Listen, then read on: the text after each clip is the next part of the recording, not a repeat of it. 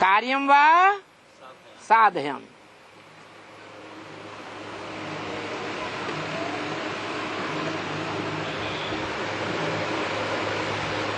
तो जो आत्मा का धर्म है,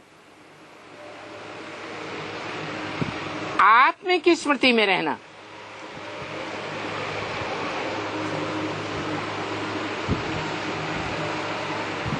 और देहधारी धर्म पिताओं का धर्म है, उनके फॉलोअर्स का धर्म है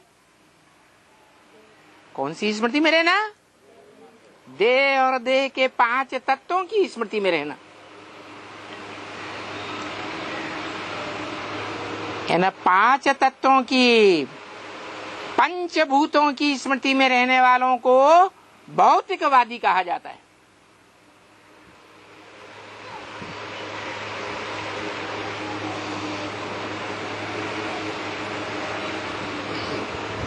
आत्मा के अंदर क्या है?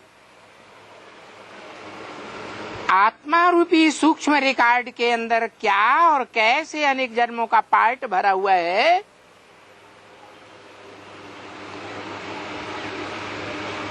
इसके मनन चिंतन में रहने वाली आत्माएं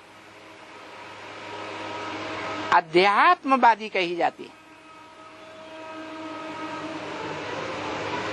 तो दुनिया में 2 वाद हो गए।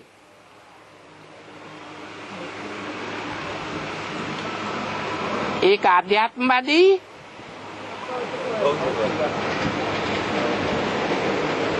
दूसरे भौतिकवादी।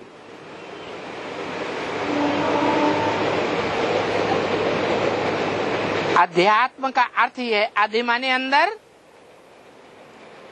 आत्म माने आत्मा के अंदर,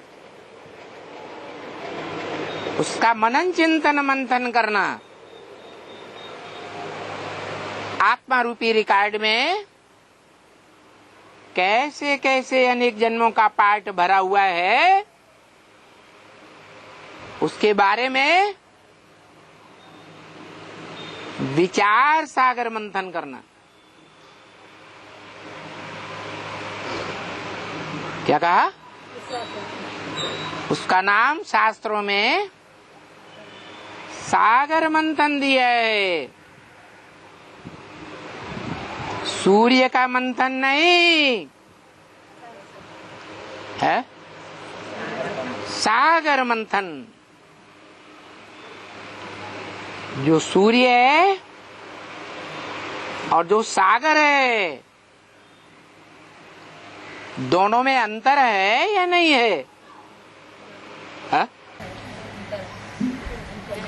है? सागर नीचे से अटैच्ड है, सूर्य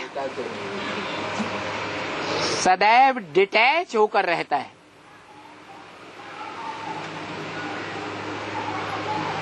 धरणी से भी डिटैच होकर रहता है।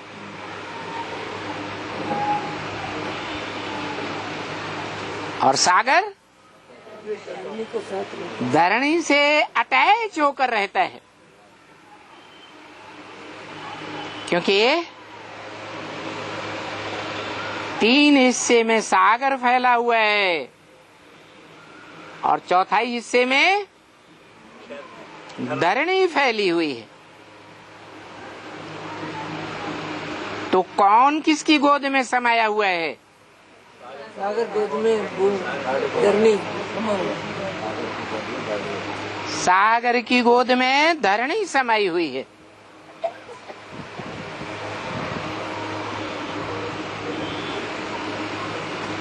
धरणी माता को कहा जाता है।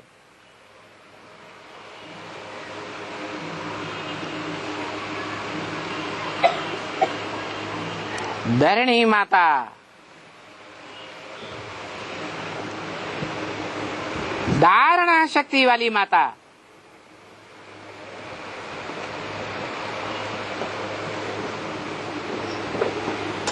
सागर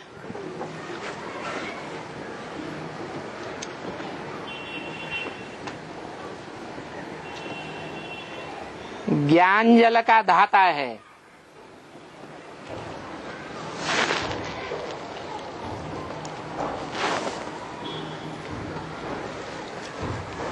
जैसे सामान्य रूप से हद के मनुष्यों की दुनिया में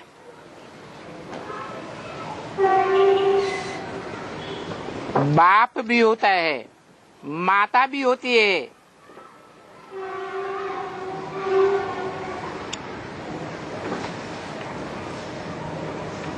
बाप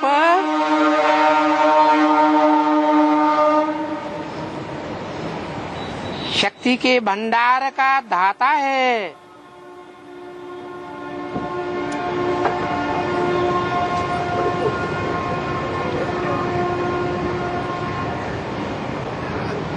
विधाता है अपने परिवार का।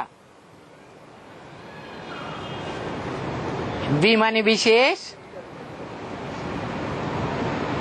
दाता माने धारण करने वाला। परिवार की पूरी जिम्मेवारी किसके ऊपर होती है? बाप के ऊपर होती है। ये साकार दुनिया की बात है। साकार दुनिया का हर पिता शक्ति को धारण करने वाला दाता है। परिवार का विधाता है।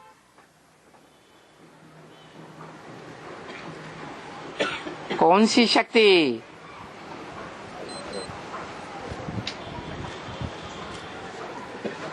जो परिवार में पुरुष रूपी पिता ही धारण करता है पहले।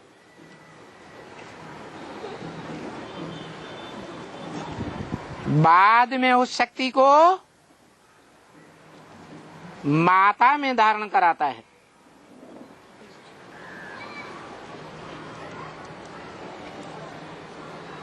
वो भी अति सूक्ष्म शक्ति है,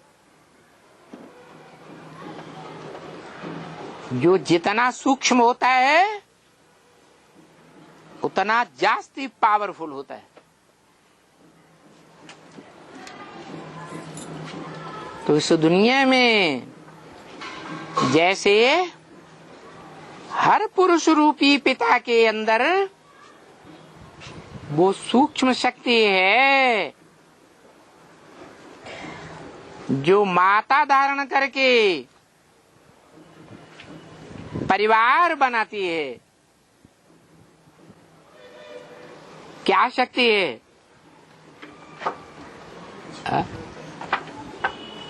अरे माता धरणी है, धारण करने वाली है, तो क्या धारण करती है?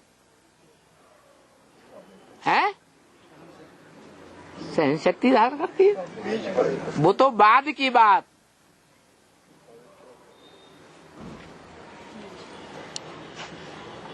अगर सहन शक्ति भी धारण करती है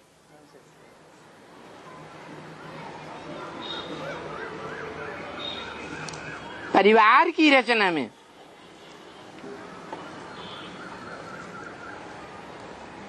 तो जब परिवार की रचना का पहला प्रसंग आता है तो माता सहन करती है या पिता सहन करता है? माता सहन करती है। और जब फाउंडेशन में ही सहन करती है, आदि सो अंत कहा जाता है। मध्य में तो सहन करना ही पड़े। आदि मध्य अंत माता को सहन करना पड़ता है। लेकिन ये सहन करना कौन से युग से शुरू होता है? हैं?